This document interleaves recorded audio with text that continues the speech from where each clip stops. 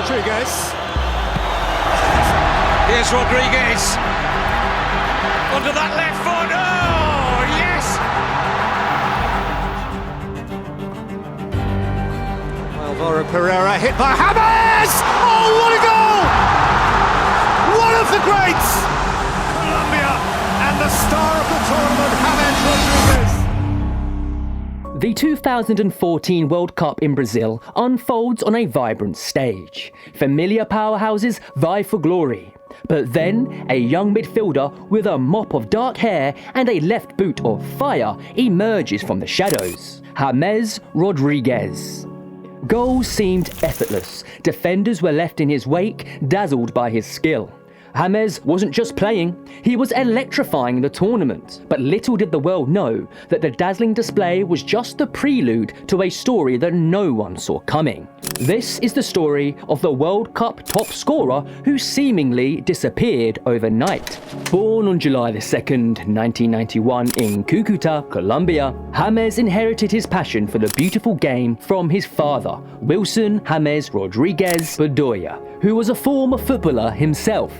James' journey started in Ibagué, Tolima, as he grew up playing on the street with a ball stuck between his feet. His talent shone brightly and became so noticeable at the young age of 14 that in 2006 he landed a spot with Envigado in Colombia's second division, making history as the second youngest Colombian to play professionally. Word of James' talent quickly crossed borders, and in 2008 Argentina's Banfield club saw a star in the making and took a chance on the young Colombian. His impact was immediate, and he soon became a regular in the starting lineup after a thunderous long-range goal against Rosario Central, which silenced any doubts about his ability. The streets of Cúcuta had birthed a prodigy, and his talent was about to explode on the global stage.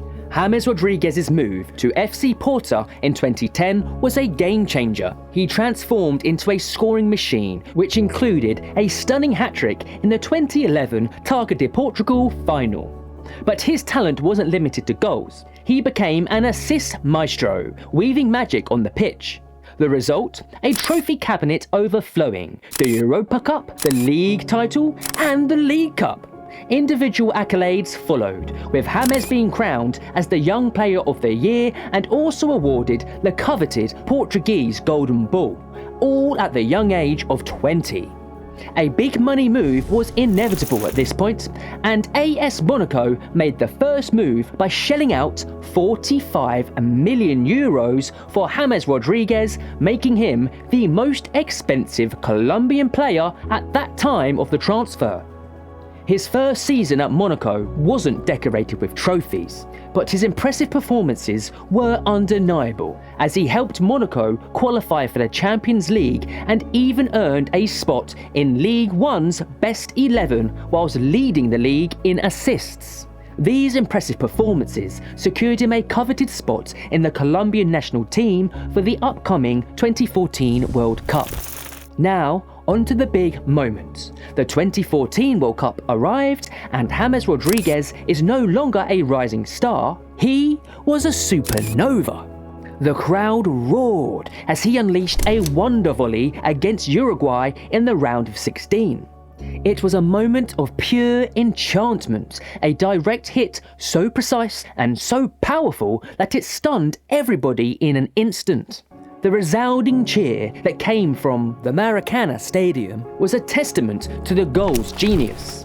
This wasn't just a goal, it was a masterpiece, as the goal went on to win the Puskas Award the following year. In addition, Rodríguez was awarded the Golden Boot for his 6 goals in 5 matches, each one a testament to his talent and vision. Colombia's run might have ended in the quarter-finals, but James had etched his name onto the world stage. His extraordinary talent and football intelligence captivated fans, leaving a lasting impression on the biggest football event. After the World Cup tournaments, Real Madrid, one of the biggest clubs in the world, came calling with an offer he couldn't refuse. It was a dream come true for Rodríguez, a chance to play for the team he idolized. He signed a 6-year contract with a £63 million price tag and joined the team. His debut soon followed and was a triumphant one as Real Madrid beat Sevilla to lift the UEFA Super Cup. His first season at Real Madrid was yet again dominant, where he racked up a staggering 17 goals and 18 assists in just 46 games. Getting these stats from him in his first season was insane. It was almost as if he was scoring or assisting in every match he played. The incredible performance earned him La Liga's Midfielder of the Year award. He wasn't a one-trick pony either. He possessed a magical touch with the ball, thriving in various attacking positions as a playmaker, winger, or even a central midfielder. Defenders were left confused by his ability with both feet, leaving them guessing which foot would unleash the next blow. A prime example was his first game of the 2015 season against Real Betis. James turned heads with a stunning free kick that curled into the top corner, a dazzling bicycle kick that defied gravity, and an inch-perfect assist for Gareth Bale. However, with a managerial change at Real Madrid, James's golden spell began to wane. Rafa Benitez, known for his high-intensity pressing style, replaced Carlo Ancelotti. This tactical shift didn't mesh well with James's skill set, and his playing time dipped significantly. While he still put in a respectable performance in the 2016-17 season with 11 goals and 13 assists across La Liga and the Champions League, frustrations mounted. Injuries and a further tactical shift under Zinedine Zidane limited him to just 28 appearances, and feeling he wasn't getting enough playing time, James eventually requested a loan move away from the club. In 2017, he was loaned to Bayern Munich for 2 seasons with an option to buy by Bayern, reuniting him with his former coach, Carlo Ancelotti. Despite a slow start due to injury, James found his form again and impressed under the new manager Jupp Heynckes, even scoring against his parent club Real Madrid in the Champions League semi-final match at the Santiago Bernabeu. Though Bayern wanted to make the move permanent, James opted to return to Madrid, likely hoping to prove himself once again. This is where things really went wrong.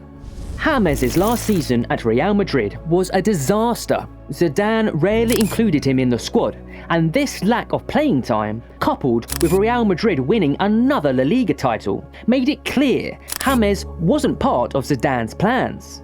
Recognizing this, he made the difficult decision to leave. Seeking a familiar face and a chance to revive his career, James reunited with Carlo Ancelotti yet again at Everton in 2020. The fairy tale return started with a debut goal, but their relationship reportedly soured when Ancelotti returned to Real Madrid, and Rafa Benitez was again chosen to replace him, this time at Everton. At this point, you really have to feel bad for this guy for his bad luck. Injuries further hampered his time at Everton, and after a single season without attracting major interest, it was clear that James's time in the Premier League was over.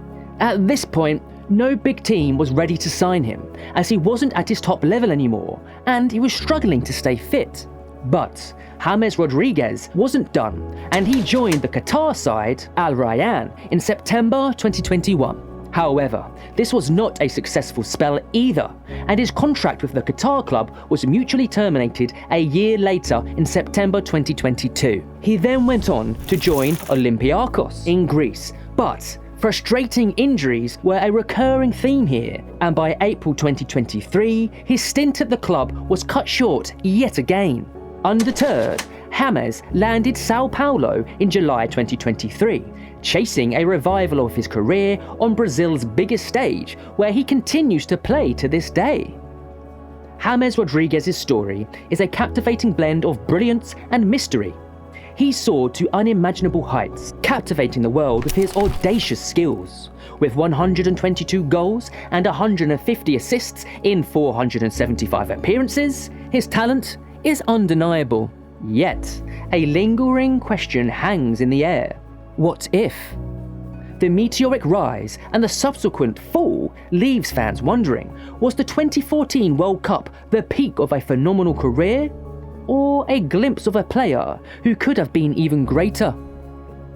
If you enjoyed this video, don't forget to like and subscribe to our channel to stay up to date with more football content just like this. And as always, see you next time.